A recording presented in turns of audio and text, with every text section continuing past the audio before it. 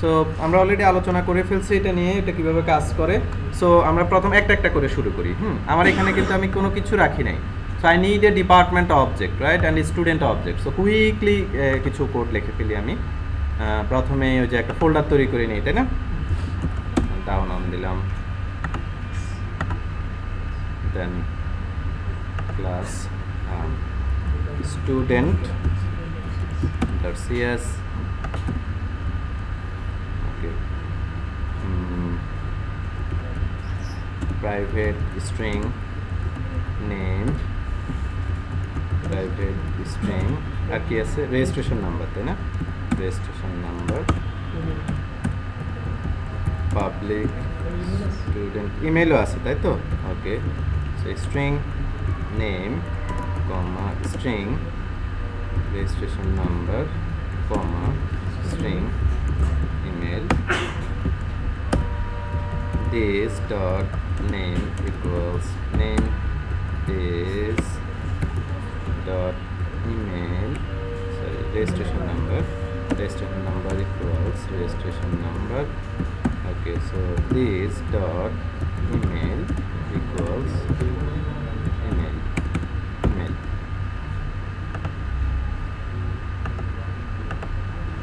ওকে, ডান। আচ্ছা, যেহেতু ডাটা দেখানোর ইস্যু আছে, তাই না? সো আমার অবশ্যই গেটার পার্ট লিখে দিতে হবে, তাই তো? গেটার পার্ট লিখলাম।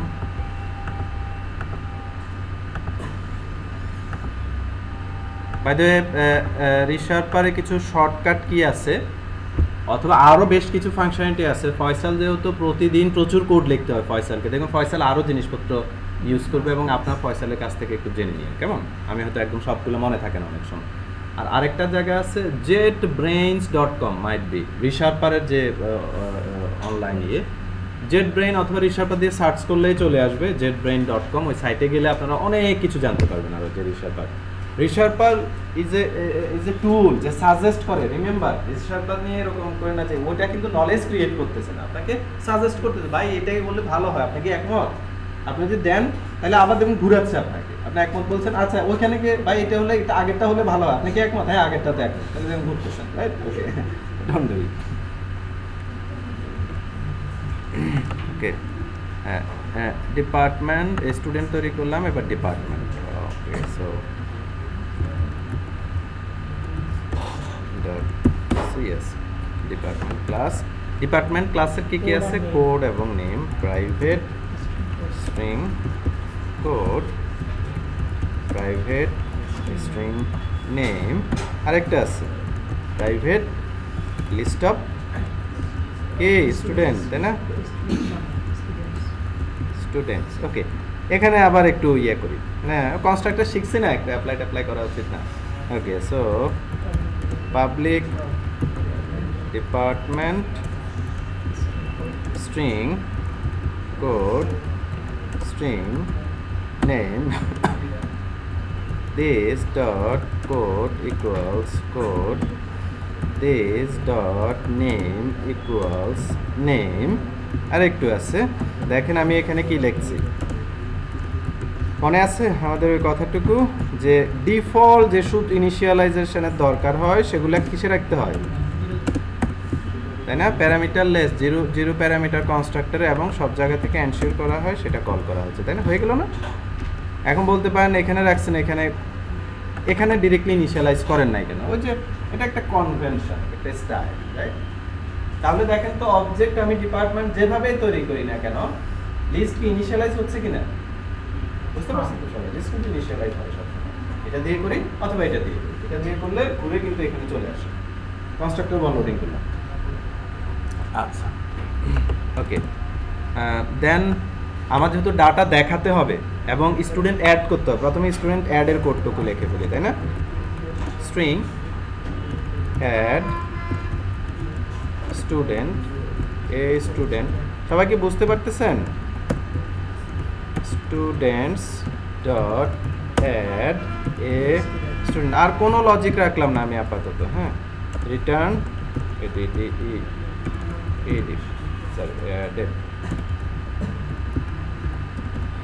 আর স্টুডেন্টগুলো বের করে দেওয়ার ব্যবস্থা করি, কেউ যদি ওর কাছে পুরোটুকু চায় তাহলে কিভাবে করব? পাবলিক লিস্ট অফ প্রপার্টি লিখে দিব, তাই না? আর তো কিছু না, রাইট? কি কারো সমস্যা হচ্ছে? স্টুডেন্টস, সরি, স্টুডেন্টস, তারপর গেট স্টুডেন্টস, রেশারপা দিয়েও লিখতে পারতাম।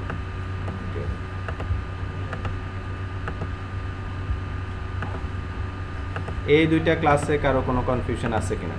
কোনো কারণ নাই, গত ক্লাসে এগুলো আমরা লিখছি, আপনারা এগুলো অভ্যস্ত হয়ে গেছেন, তাই না? ওকে, সো নেক্সট আমরা ইউআইতে ফিরে আসি। আমরা এখন ইউআই কোড লিখতে প্রস্তুত। সো আমি এখানে যত দিব অ্যাড হবে, তাই না? যত দিব অ্যাড হবে, রাইট? ওকে, সো একটা ব্যাপার লক্ষ্য করেন তো, যে আমরা স্টুডেন্ট যত দিব অ্যাড হবে, আমরা কিছুক্ষণ আগে যে লিস্টে রাখছিলাম, কম্বোতে রাখছিলাম, তখন কিন্তু আমরা ভেতরে আর কোনো লিস্ট মেনটেন করি না আলাদা করে। এটা কি মনে আসছে আপনাদের? কারণ কি? কারণ এখানে রাখলে আমি চাইলে এর কাছ থেকে কিন্তু আবার ধরেও নিতে পারি যে আমি এটা চাই, তাই নয় কি? এর কিসের মধ্যে রাখছিলাম, কোন প্রপার্টিজে রাখছিলাম? কম্বো বক্সের, মনে আছে কি প্রপার্টি? সেটার নাম আইটেমস, তাই না? সো আইটেমসের মধ্যে আমি স্টুডেন্টগুলো রেখে দিচ্ছি। তাহলে ব্যাপারটা আমরা এভাবে করলে ভালো হয় না, রাদার দেন আমি আলাদা করে লিস্ট মেনটেন করতেছি। কারণ কারণ কেন বলতেছি, আমি যদি এর মধ্যে রাখি, এর মধ্যে থেকে তুলে এর মধ্যে স্টুডেন্ট অ্যাড করতে পারি, একইভাবে এর মধ্যে হয়তো রাখতেছি, সেখান থেকে স্টুডেন্টটা দেখতে পারি, তাহলে আমি আলাদা লিস্ট মেনটেন করবো কেন? আপাতত দরকার নাই, রাইট? ক্লিয়ার সবাই? ওকে, তো চলেন আমরা, মানে আমি খুব কম কোড লিখতে চাচ্ছি, যতটুকুতে কাজ হয়। সো আমি এখানে ক্লিক করলাম, ক্লিক করার পর ডিপার্টমেন্ট, সরি আসে নাই, কেন আসে নাই?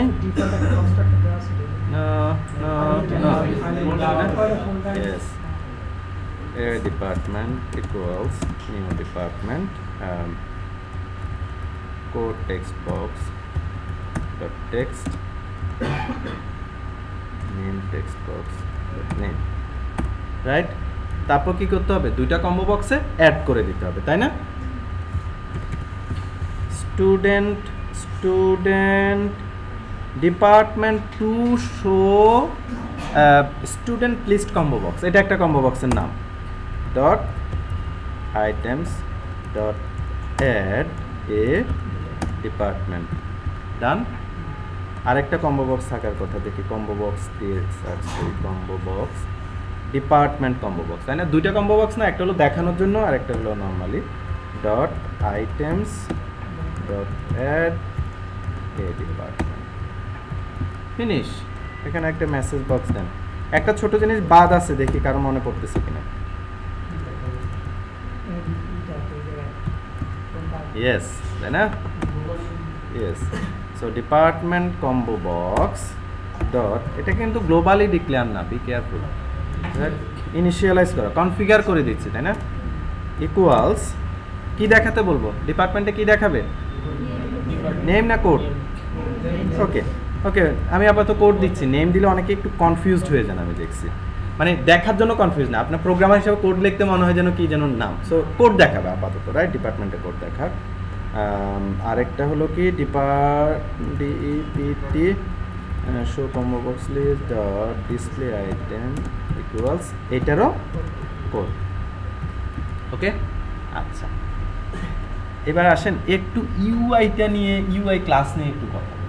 আমরা এর আগে কিন্তু শুরু করছিলাম ইউআই ক্লাস নিয়ে কথা বলতে গিয়ে, আমরা আবার ওখানে ড্রপ করছিলাম। ইউআই ক্লাসের মধ্যে কিছু কমপ্লিকেটেড ইস্যু আছে।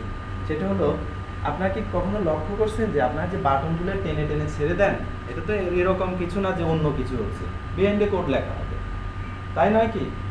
ড্র্যাগ এন্ড ড্রপ করলে কিন্তু আলটিমেটলি কোড লেখা হয়। ডু ইউ নো এটা কোথায় হচ্ছে? দেখবেন, চলেন আমরা দেখি। আমাদেরকে আসলে মাইক্রোসফট খুব ভালো একটা চালাকি করে দিয়েছে। কিরকম? যে ভাই ফর্ম ক্লাসটা যেহেতু একটু অন্যরকম, ফর্ম ক্লাসে যখন টেনে তুমি কোনো জিনিস ছেড়ে দাও, তখন সেটার জন্য আমার কিছু অটোমেটিক কোড লিখতে হয়, আবার তুমি নিজে আবার ওগুলার বিহাইন্ডে কিছু কোড লেখো, তুমি বাটন ক্লিকে কোড, তোমার লজিকে, তোমার মেথড লেখো। দুইটা জিনিস যদি আমি এক ফাইলে রাখি, তাহলে কোনো সময় তুমি আবার অটোমেটিক কোড ভেঙে ফেলতে পারো। বেটার আমরা সেপারেট করি, তাই না? গত ক্লাসে আলোচনা করছি না, ডিজাইনার ফাইল একটা আরেকটা কি আমরা যেখানে কোড লিখে আসছি, রাইট?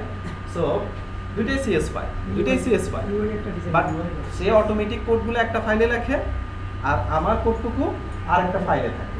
বাট ক্লাস কয়টা? ফাইল কয়টা? দুইটা। ক্লাস কয়টা হয়? কম্পাইল করে কিন্তু সে ক্লাস একটা তৈরি করে, রাইট? নট ক্লাস দুইটা। ওকে, কারণ ক্লাসের নাম কিন্তু এক। আচ্ছা, এখন তো দুইটা অংশ আমি এটা বললাম, ডিজাইনার ফাইল, আরেকটা হলো যে okay programmer file, programmer file, right? এখানে অটোমেটিক কোড লেখা হয়। এই কোডগুলো কোথায় থাকে? তো দেখেন ডিজাইনার ফাইলে আসেন। ওকে, আমরা তো এখান থেকে যেতে পারি। এখানে একটা মেথড দেখতে পাচ্ছেন, নাম কি? তাহলে আপনি কি লিখছেন? অবজেক্টটা তৈরি হওয়ার সময় ইনিশিয়ালাইজ কম্পোনেন্ট মেথডটা কল হবে, এটাই তো লিখছেন। এটা কি ইউআই কনস্ট্রাক্টর। সো আপনার যখন অবজেক্টটা তৈরি হয়, প্রোগ্রাম রান করার সময়, তখন সেই লাইনে এসে এক্সিকিউশন শুরু করে, অবজেক্ট তৈরি হওয়ার সময় কনস্ট্রাক্টর কল হয়। সেখানে আপনি এখানে একটা মেথড লিখছেন কি ইনিশিয়ালাইজ কম্পোনেন্ট। এই মেথডটা কি এখানে লেখা আছে? তাহলে কোথা থেকে কল হয়? এটা কার মেথড আগে বলেন তো? এটা মাইক্রোসফট মেথড। হ্যাঁ, এটা কোন ক্লাসের মেথড? এটা হচ্ছে ডিজাইন অবশ্যই এই ক্লাসের মেথড, নালে অন্য কারো সামনে হলে তো ডট দিয়ে আসতো, তাই না? যেহেতু কোনো কিছু নাই, তার মানে কি এখানে যে ক্লাসটা তৈরি হয় সেটা, কিন্তু এটা কোন ফাইলে? ডিজাইনার ফাইলের ভিতরে, বুঝতে পারছেন? সো আমরা দেখেন এটা চলে আসে ইনিশিয়ালাইজ কম্পোনেন্ট ক্লাসের ভিতরে চলে আসে, মেথডের মধ্যে আমি ক্লিক করলাম, department.ui.designer.cs ফাইলে চলে গেছে, রাইট? এই ফাইলের মধ্যে এসে আপনি দেখেন সব কিছু কিভাবে কাজ হয়। যখন আপনি বাটন টেনে ছেড়ে দেন তখন কিভাবে কাজ হয় সব লেখা হয়, রাইট? প্রত্যেকটা জিনিস এখানে দেখেন তো, আপনারা এখন এগুলো সব বুঝেন। বাটন একটা টেনে ছেড়ে দেন মানে কি বাটনে অবজেক্ট তৈরি হয়, রাইট? ধরেন এই বাটন, কোন বাটন দেখা যায়? এই দেখেন বাটন টাইপ, তাই না? বাটন টাইপ কে বানাইছে? বাটন টাইপ মাইক্রোসফটের প্রোগ্রাম বানিয়ে দিয়েছে। আমি যখন টেনে ছেড়ে দেই, নাম দেই, দেখেন কি হচ্ছে, ডিপার্টমেন্ট সেভ বাটন, তাই না? এতটুকু দিলে কি হবে? রেফারেন্স তৈরি হয়েছে কিন্তু ইনিশিয়ালাইজ হয়নি। ইনিশিয়ালাইজ কোথায় আছে দেখেন তো? মানে অবজেক্ট তৈরি হয়নি, অনলি রেফারেন্স ক্রিয়েট হয়েছে।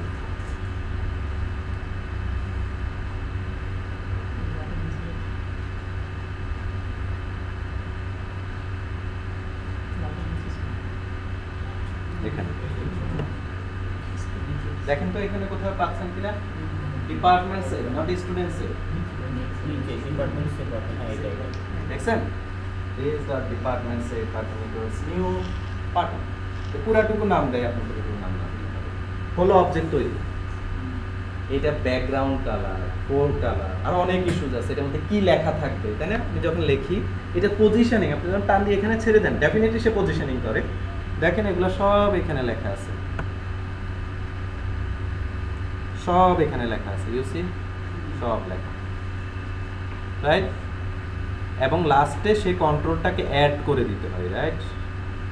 সে কন্ট্রোলটাকে অ্যাড করার কোড আছে, মাইট বি উপরে কোথায়, এই যে কন্ট্রোল ডট অ্যাড, মানে অনেকগুলো জায়গা আছে আপনার দেখার। আপনাকে বুঝতে পারছেন? আচ্ছা, এখন আমি যদি এই দুটো লাইন এই মেথডের উপরে লিখি কি হবে? হ্যাঁ, চিনে কখন? এটা এক্সিকিউট হওয়ার পর। সো ডেফিনেটলি প্রবলেম ক্লিয়ার সবাই? ওকে,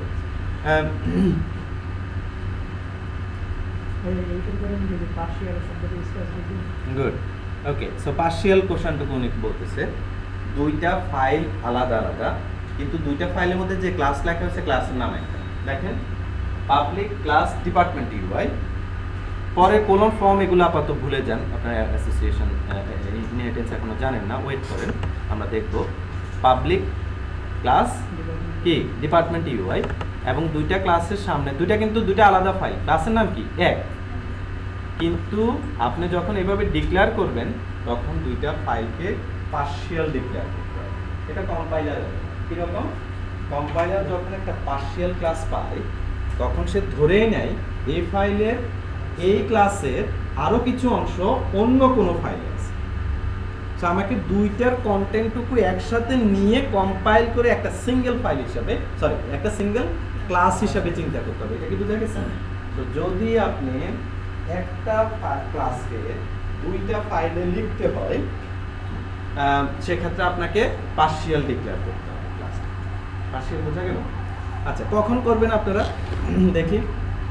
আপনারা তো দেখলেন যে একটা ক্লাসকে দুইটা ফাইলে রাখছে, আপনারা কখন করবেন?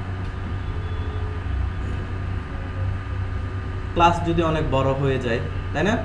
বিশাল একটা ক্লাসের কন্টেন্টটুকু 10টা ফাইলে রাখা দরকার, তাই না? তাহলে 10টা ফাইলে রাখছেন, 100তে 0 পাইছেন। কেন?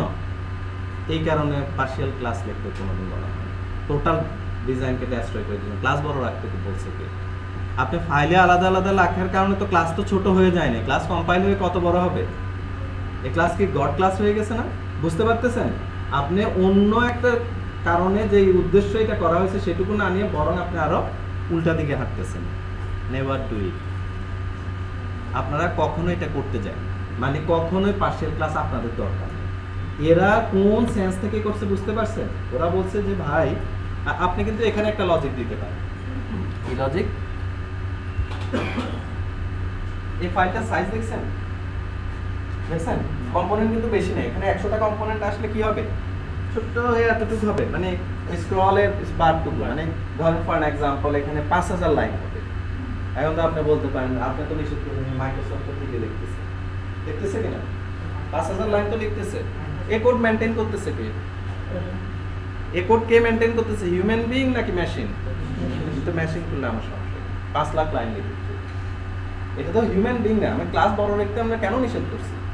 মানে একদম প্রোগ্রামারকে সেটা মেইনটেইন করতে, এবং এটা আনমেইনটেইনেবল করতে। ইফ মেশিন রাইট সামথিং, সেটা তার ইস্যু, সে যত বড়ই করুক না কেন, আই ডোন্ট কেয়ার। নাও কিন্তু সে কোডে গিয়ে হাত দিতে হচ্ছে না।